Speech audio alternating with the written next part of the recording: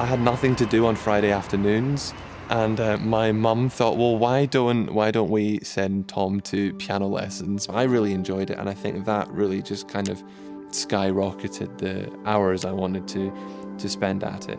My own self-worth was so deeply integrated in my own achievements, the awards I had achieved, and performances that had gone well, particularly as a musician. What I noticed was that I found absolutely no joy in just living life day to day because I was always hoping on something going well in the future.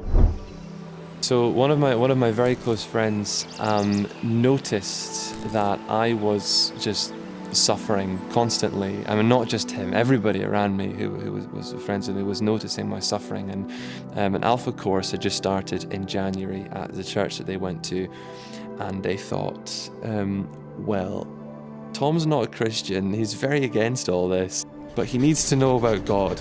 So, do you want to come along to the church that I go to on Tuesday just for some dinner and to chat with people? I thought, yes, absolutely. This sounds like the most amazing thing. I don't have to cook on Tuesdays.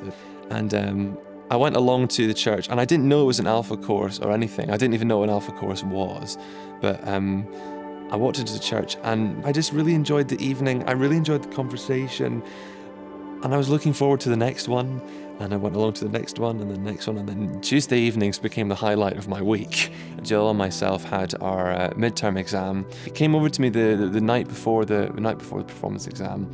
He said, I know you're not a Christian, and I know you've not been coming to Alpha for very long, but do you want to pray for tomorrow? And I said, yeah, why not? I've got nothing to lose. I'll see what happens. Then I remember my first prayer and just saying, God, I don't know who you are, if you're there, in what form you're in. If you are there, please come into my life and help me, because I can't do this anymore. We both went into the exam, sat down.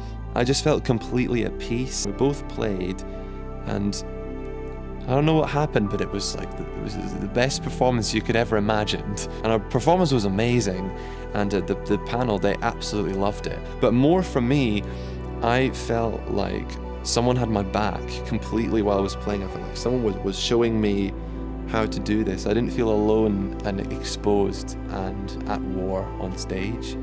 Over the next few days, I didn't have this sort of overwhelming feeling of fear and hatred towards myself and towards others. I didn't hold a grudge against anybody. I didn't feel like I had to justify myself to people. I didn't feel like anyone who'd wronged me, like that they needed me to show them what they had done. But I just felt completely at peace. I went through to my friend's room in our flat. I went up to him and I said, Jill, I don't know how to tell you this, but I want to accept Christ as my Savior because He's the only thing that has made me feel so profoundly at peace and filled with joy about myself. Many challenges await me. There's no question about it. Many good things await me as well. In every moment, I can always turn to God. And even if I can't hear Him speaking, I know that He is always there for me. I have now the ultimate guidebook into dealing with these problems and to overcoming them in a way which is positive, and a way which is helpful, and in a way which will ensure that my life will continue to be better.